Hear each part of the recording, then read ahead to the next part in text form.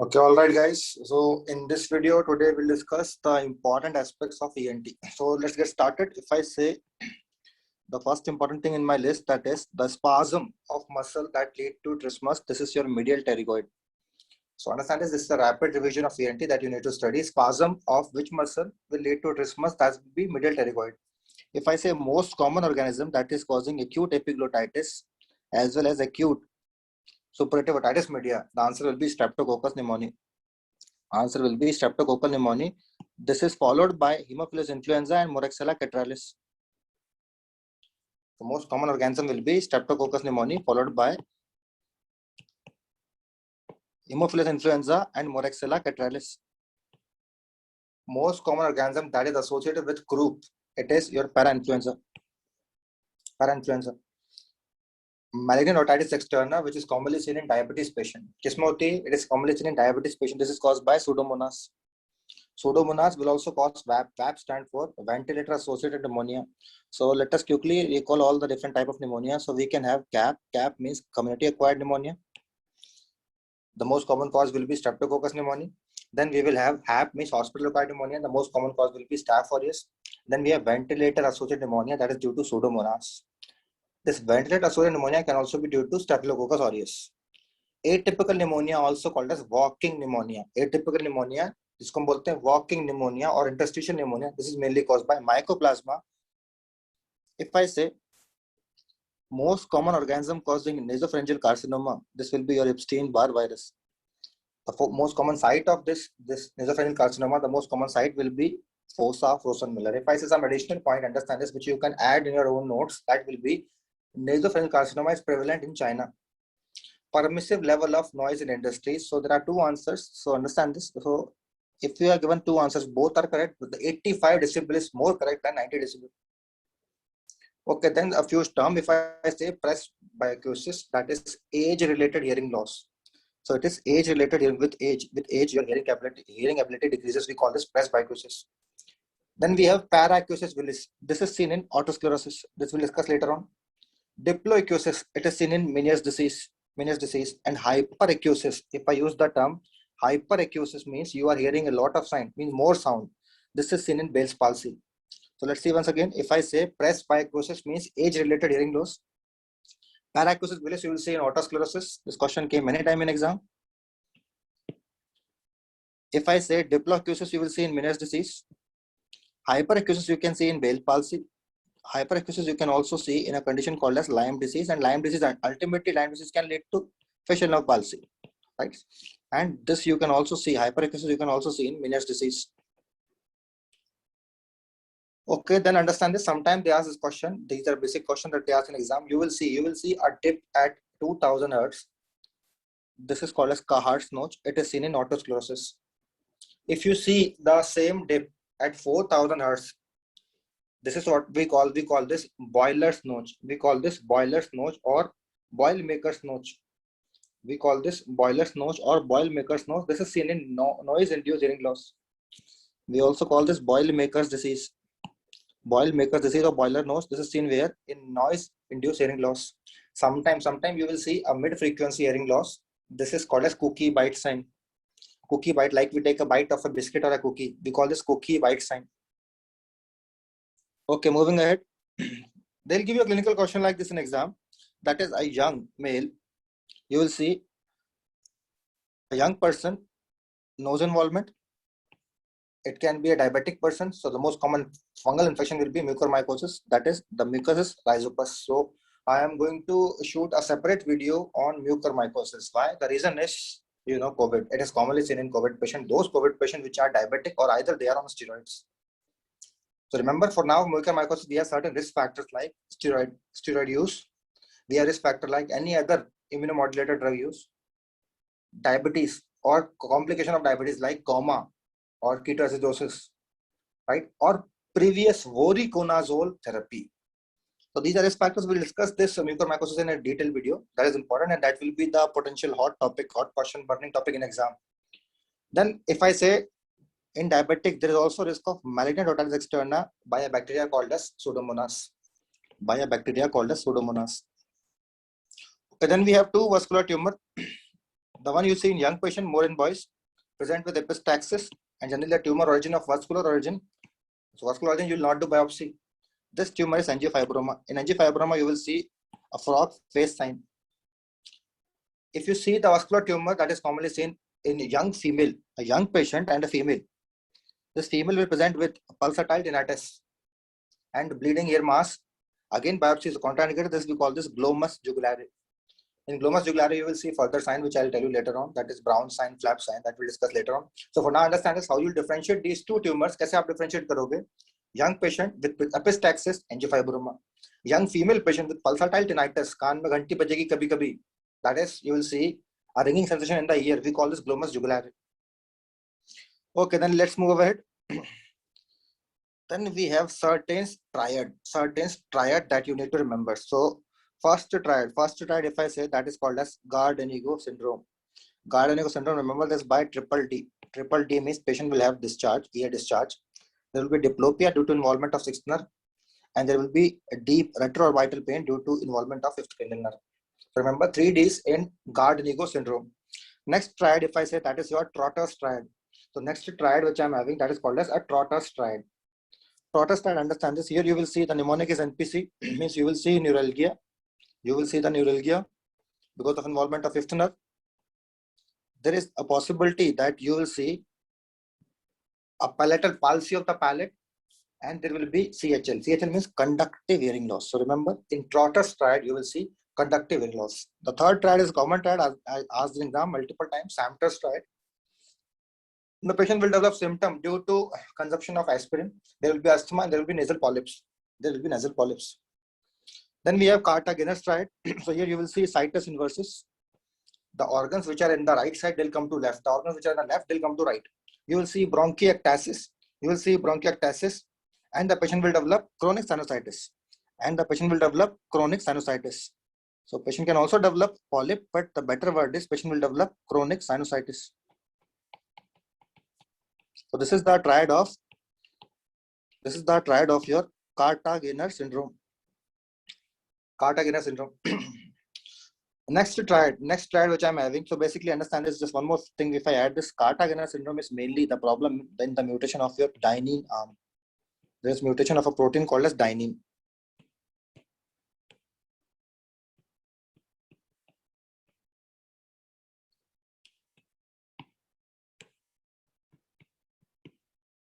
Young syndrome, understand the Young syndrome. Here you will see the patient will have, generally a male patient will present with infertility. There will be infertility or azoospermia. There will be bronchiectasis. And again, there will be sinusitis. The sinusitis can be due to polyps. So again, there will be sinusitis. We call this Young syndrome. So these are some of the syndrome based on their clinical findings that they asked you to differentiate in exam. A very important slide in front of you. You can take a screenshot or write in your notes. Okay, then the one-liners of ENT that they ask in exam: Einberg signs, encephalitis, Hachelberg sign you will see in acoustic neuroma, rising sun sign, brown sign, flap sign, Aquino sign, all are seen in glomus jugulare or glomus tumor. Tobe Ayer sign, Gray-Singer sign, Crowback sign, delta sign in CT. So where it is written the word CT means these are finding in the CT scan. These you will see where? This you will see in lateral sinus thrombosis. These you will see where? In lateral sinus thrombosis or straight sinus thrombosis.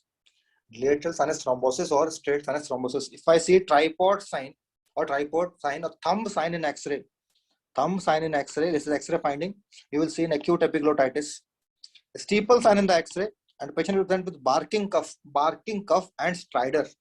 Patient will have both cough as well as stridor. This will be seen in croup. It is seen in croup. If I say mouse nibbled appearance, a turban epiglottitis, this you will see in TB of larynx. Cartwheel sign you will see in acute suppurative otitis media. Reservoir sign you will see in mastocytitis. Lighthouse sign you will see in acute suppurative otitis media. Sometimes you will see a target sign. I'll show this sign to you later on, so don't worry. Target sign or halo sign you will see in CSF leak. You will see whenever there is a leak of CSF or due to trauma. Holman-Miller sign or antral sign. Antral sign we see in angiofibroma. Miller sign you will see in CT.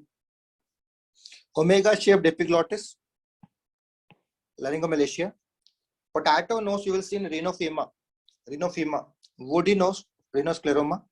It is caused by Klebsiella rhinoscleromatis, also called as Frisch bacillus. So again, I am overlapping ENT with microbiology here. It is also called as Frisch bacillus. Mulberry-like nasal mass, rhinosporidiosis. It is a protozoa. It is a protozoal infection. So this is your protozoa, right? If I say mulberry-like nasal mucosa, you will see it due to hypertrophy of your inferior turbinate. Wet newspaper appearance, you will see in otomycosis. Merciful anosmia, you will see in atrophic rhinitis, also called as Oziana, that is caused by Klebsiella oziani. Bot's-Puffy tumor is your subperiosteal frontal abscess or subperiosteal osteomyelitis. It is your subperiosteal frontal abscess, or we call this a subperiosteal osteomyelitis. Osteomyelitis.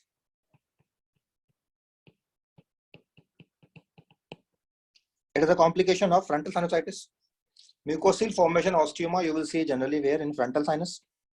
Aspergilloma and fungal ball you will see generally in maxillary sinus. Okay, then we have tunic fork test.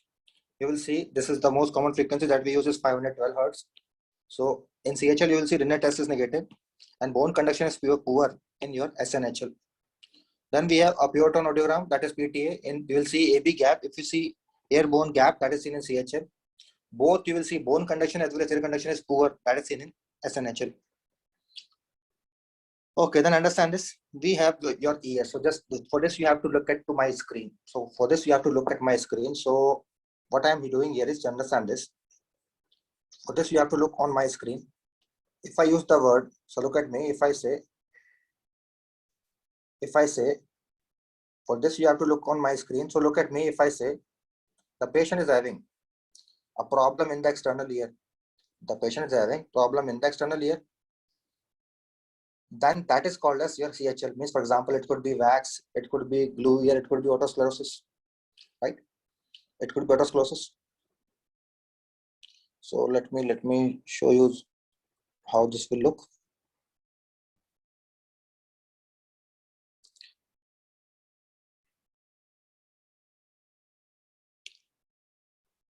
Okay, so understand this.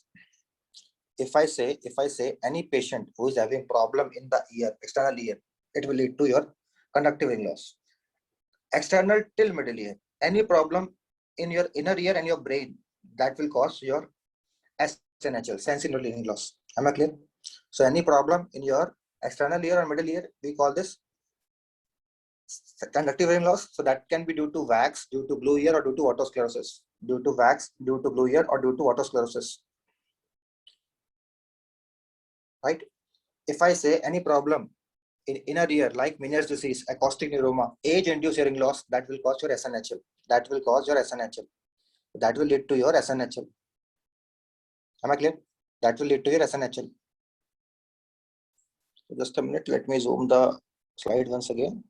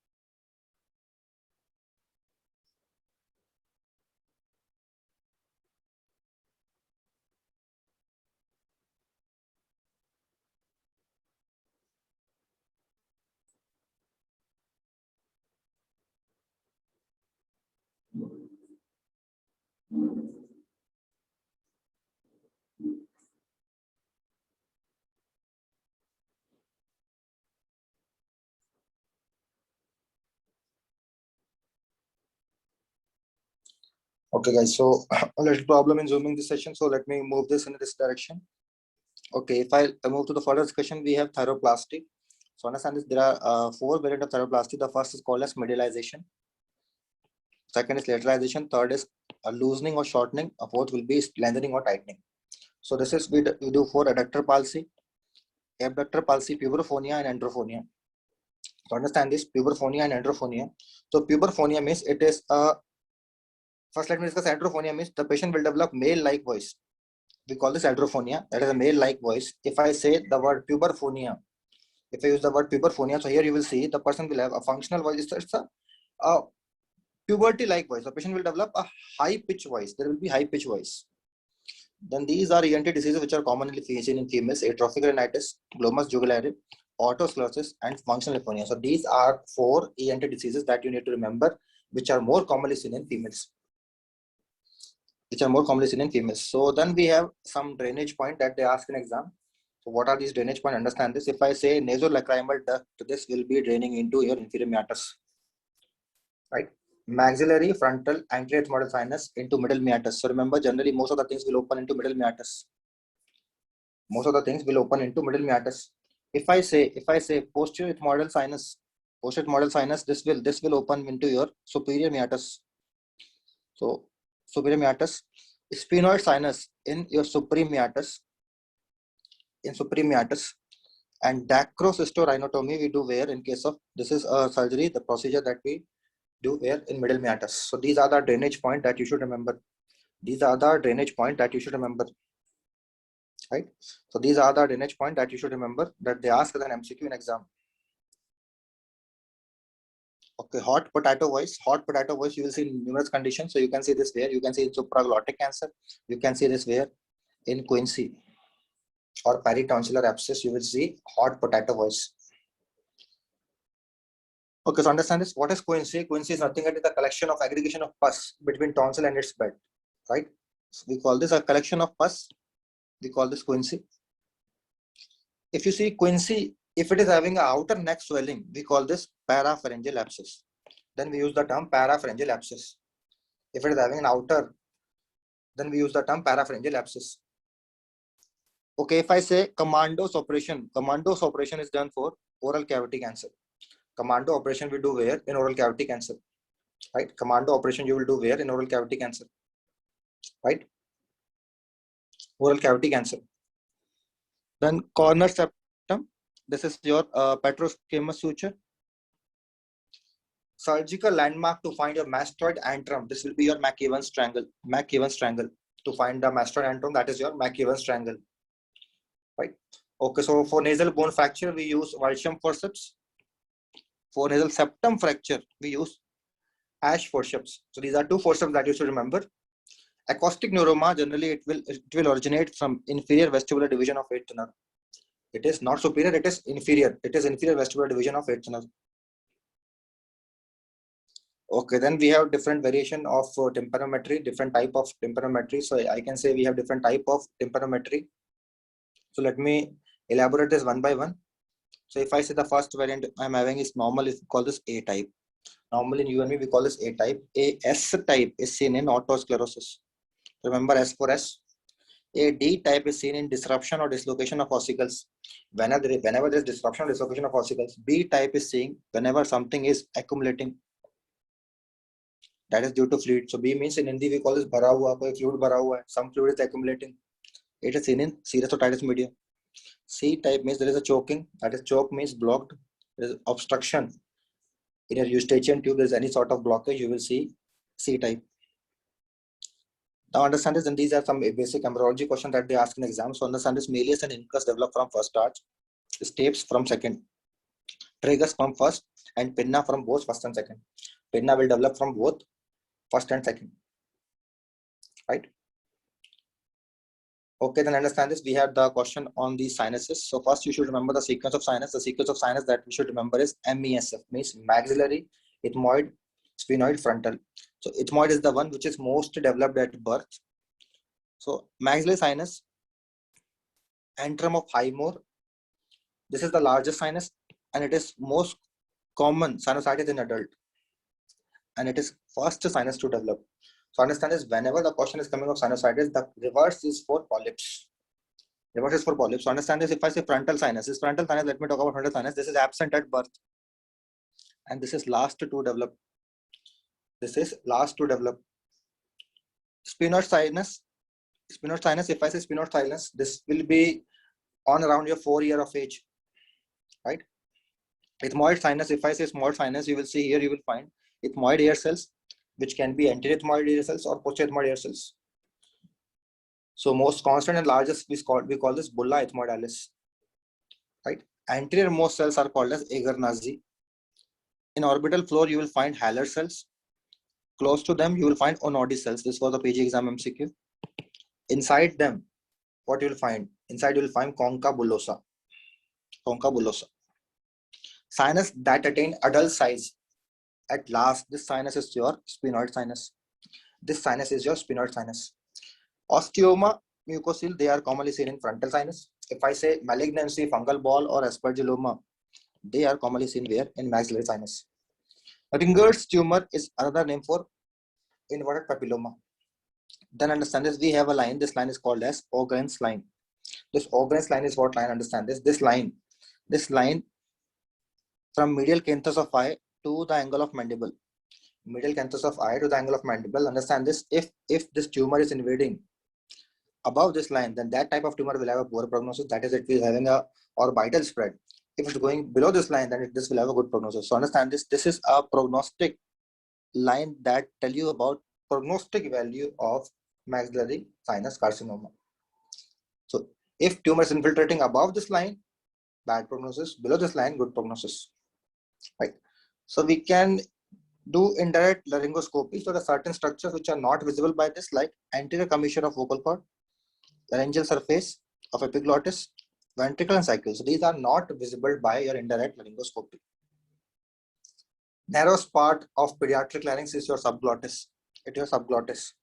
If I see the landmark of endolymphatic sac, this is your we call this Donaldson's line. Donaldson's line, Donaldson's line is this we use in treatment of your Meniere's disease. Whenever we want to do your endolymphatic decompression, in that case we use this line as a landmark, right? If I say to find antrum, your antrum, the landmark is your McEwen's triangle. Kallmann syndrome, the patient will develop anosmia. Anosmia means patient cannot smell something, like in COVID, Corona also we get anosmia, and there will be hypogonadism. So patient will ultimately develop infertility. So generally, if patient is anosmia, he will not sense the smell, like normal smell, like coffee, mint, lemon. He cannot smell these kind of things. But what ammonia is an irritant, right? So patient still can sense which thing, that is, he can still sense ammonia. Okay, then understand this. We have artery in the epistaxis. The most common area, the most common type of epistaxis you will see, most common bleed area is in the anterior area. Anterior, what we call this? Little's area. Little's area, the bleed in the plexus that we have, we call this Kieselbach plexus. This Kieselbach plexus is made up of 4 arteries. The question they ask in exam is which artery is not a part of Kieselbach plexus. To understand this, posterior ethmoidal artery is not a part, right? Posterior ethmoidal artery is not a part. So this is a code issue, I think all of you are knowing. So this, I want to add few more things here. Like sometimes we call this is bleed, this type of bleed. What I discussed, this type of bleed is anterior bleed. This is your anterior bleed. Sometimes you will see the bleed posteriorly. If I see the bleed that occurs from the posterior compartment, we call that posterior bleed. In the posterior bleed, this is generally seen in elderly patient. This posterior bleed is seen in elderly patient, and understand this, in the posterior bleed, it is generally a venous bleed. Anterior bleed, how it is? It is an arterial bleed, because generally here arteries are rupturing, arteries are getting bleed. In posterior bleed, it is generally a venous bleed, and understand this venous bleed, the plexus that you get in anterior area, that plexus what? That plexus is Little's area or Kieselbach plexus. So I am writing this Kieselbach plexus. You can see here once again, Kieselbach plexus or Little's area. Here you will see the area with this area is called as Woodruff's area. This area, what we call this? We call this Woodruff's area. And this type of bleed is commonly seen in elderly patients. So remember, posterior bleed is a venous bleed. Posterior bleed is a venous bleed, and this type of bleed you will see where? This bleed is seen in elderly patient. Okay, if I say we have calorie test. Calorie test we do for lateral semicircular canal. So understand this. Here you can see the nystagmus with the water. So understand this is a mnemonic, that is cows. Cows means, the meaning of this word cow is, with cold water you will see opposite side nystagmus, and with warm water you will see same side nystagmus, right? So indication of cochlear implant is whenever the patient is having bilateral SNHL with hearing loss more than 90 decibel and a normal eighth nerve, right? So here electrodes are generally placed where in scala tympani of cochlea through your round window. So understand this, we have different type of audiogram. We have different type of audiograms. If I say age-induced hearing loss, in age-induced hearing loss, you will see sloping audiogram. If I say in Meniere's disease, you will see a rising audiogram. Aero otitis media means sometimes whenever the person is taking a long flight, which is landing during descent of the flight, sometimes you get due to there is a barotrauma. That barotrauma can cause aero otitis media, right? Mondini's dysplasia. So understand this, Mondini's dysplasia occurred due to 1.5 basal ton of cochlea. Normally it takes 2.5 tons, but if it is 1.5 basal ton of cochlea, we call this Mondini's dysplasia. If I say Michel's aplasia of cochlea, that is, you will see there is no cochlea, right? Here the treatment is done by auditory brainstem implant. So let us see some of the images. That is, the first is Stahl's bar. You can see in this case, if it is a third crust present, is present, we call it Stahl's bar. Next image that also came in your exam as an image-based question, we call this periauricular sinus. Periauricular sinus. So you can notice this periauricular sinus here. This is your Stahl's bar.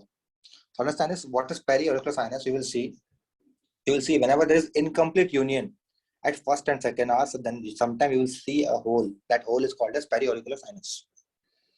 You can see sometimes this tubercle, this enlargement we call this due to a cone-like. You can see this is a cone-like. So let me highlight this. So you can see a cone-like enlargement. This is a cone-like enlargement. You can see this is a cone-like enlargement. At the helix, we call this Darwin's tubercle.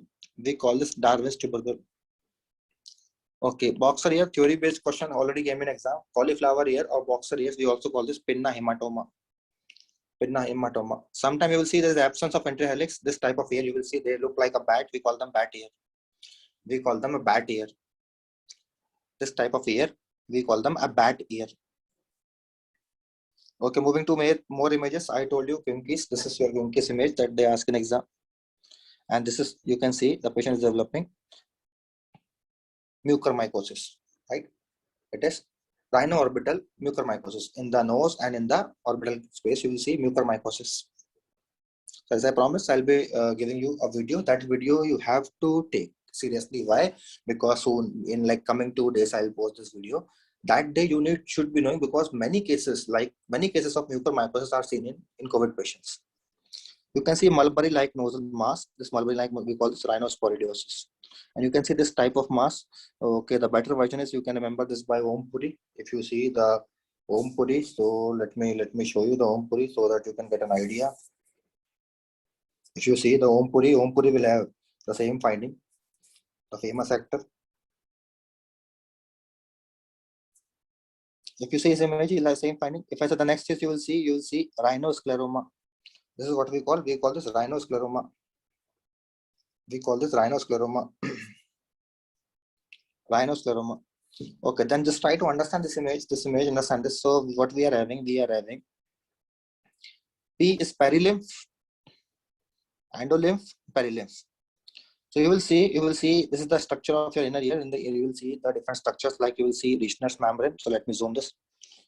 2 membrane here. So this time I'm highlighting this Rischner's membrane. Right?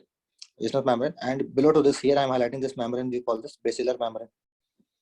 A third membrane is also called as tectorial membrane, but you have to focus on this membrane. So understand this. The sound energy moves from basilar membrane, which can stimulate your organ of Corti. So when your organ of Corti is stimulated, you will see the wave will travel. We call this a traveling wave theory or von Bexey theory. So this way the sound is produced in the ear. Now understand this, sometimes what happens is this stria vascularis that produce endolymph, this is absorbed by endolymphatic sac, right? And if sac will not absorb this properly, then what we get Meniere's disease. So Meniere's disease, what is actually happening is there is a cochlear damage due to high endolymph pressure. There is a cochlear damage due to high endolymph pressure. Due to high endolymph pressure. Okay, then understand this. You can see the vocal cord nodules. This vocal cord nodules sometimes you can see due to heavy exposure of voice. जो लोग आवाज का ज़्यादा इस्तेमाल करते हैं, those who abuse their voice, like teachers, singers, like news readers, journalists, जो news पढ़ते हैं. In those you will see in speakers, basically in speakers, those who speak a lot. And this you can see a unilateral vocal polyp. Unilateral vocal polyp. Sometimes you will see the bilateral image. This bilateral image means it is what we call this. We call this intubation granuloma. Sometimes a young anesthesiologist, नया anesthesiologist होता है, he try to do the intubation. Then due to faulty or a wrong intubation technique, you can get this granuloma. Right? You can see this is an indirect laryngoscopy mirror. This is an indirect laryngoscopy mirror. How it look like? It is a laryngoscopy mirror.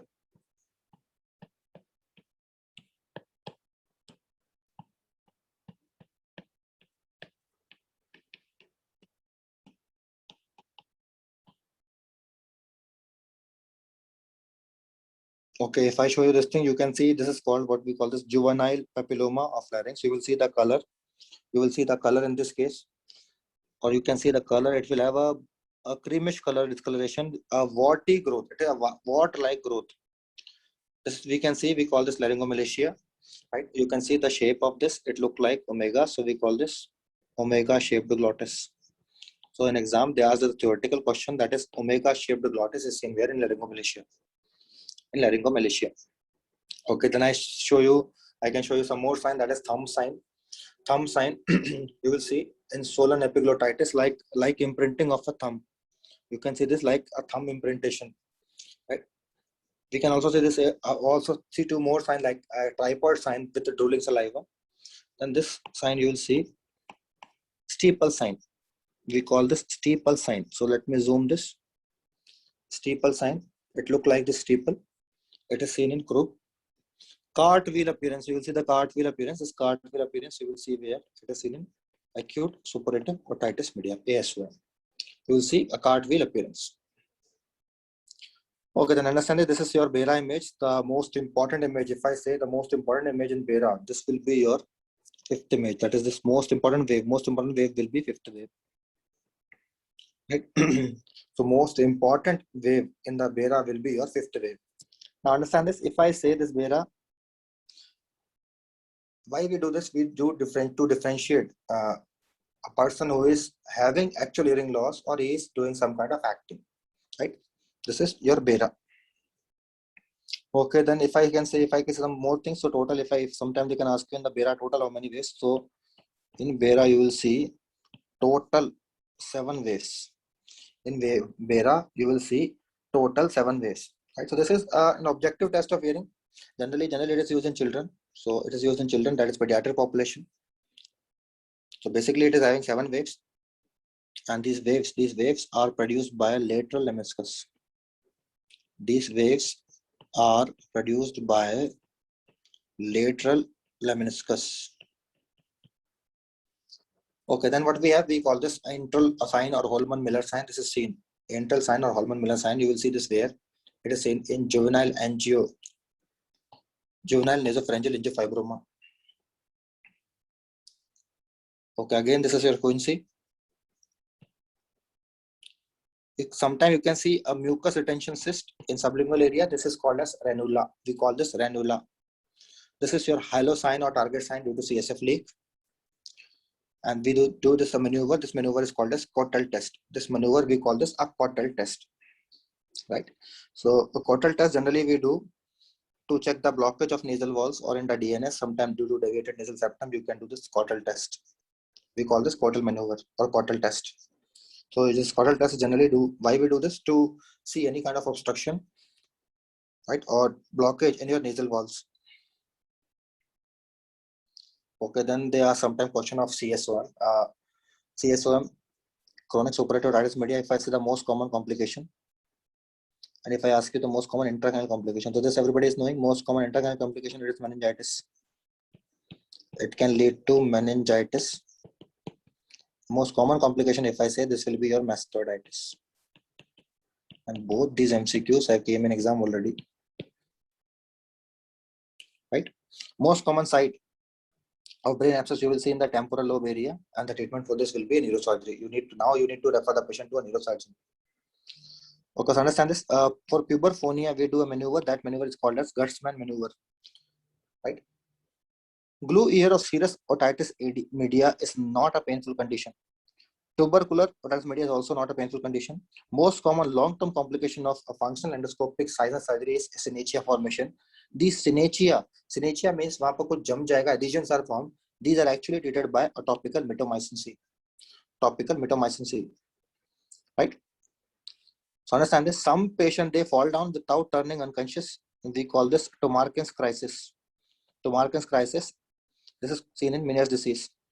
Next, what we have patient has a loud sound, patient hear very loud.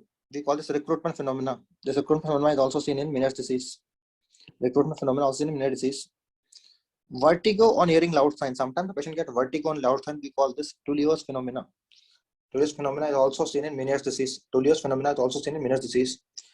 Patient will hear better in noisy environment. Normally, we hear better in calm environment, but this patient will hear better in noisy environment. That is called as paraichosis villi. Paraichosis villis. This is seen in autosclerosis. Now understand this patient understanding fall on increasing intensity of sign. We call this rollover phenomena. So we call this a rollover phenomena. This rollover phenomena is seen where in acoustic neuroma. Sometimes patient will hear sound of 2 frequency. We call this diploechosis. And this diploechosis also you can see in Meniere's disease. Meniere's disease. Okay, so understand this. A few basic anatomy fact. If I say pinna grows fully by 6 years of age, right? So if I say the surgical correction of pinna is done at or after 6 years, adenoid increase in size up to 6 years of age.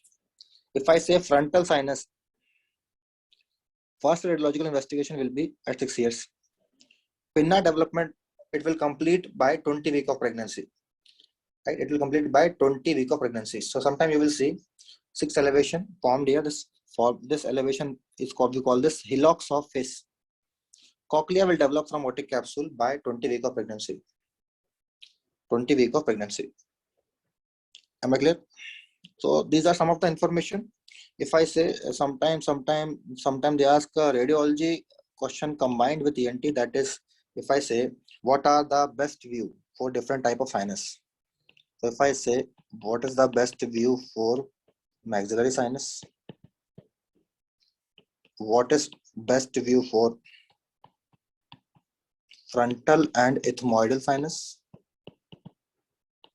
what is the best view for sphenoid sinus, right? Sphenoid sinus. So I am writing here best view. So if I ask you the best view for maxillary sinus, the answer is a water view.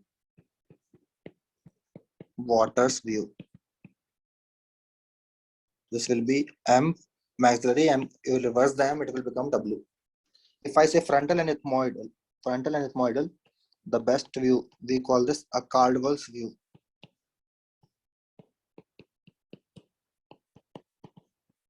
For sphenoid sinus, the best view will be lateral view. But if I ask you the best investigation for any sinus, remember the best investigation in any sinus, it is not an X-ray view, it is your CT. It is a CT scan. For any sinuses, the best investigation will be a CT scan. So remember this information, the best view, best radiological view, that sometimes they ask in exam. Okay. So this is about the revision session that you should remember of ENT. The other part of revision modules of this we'll discuss in your maximum revision session. In that day, we'll discuss full session, right? So this is from my side. Keep revising, keep working hard. See you with the next video. Thank you so much.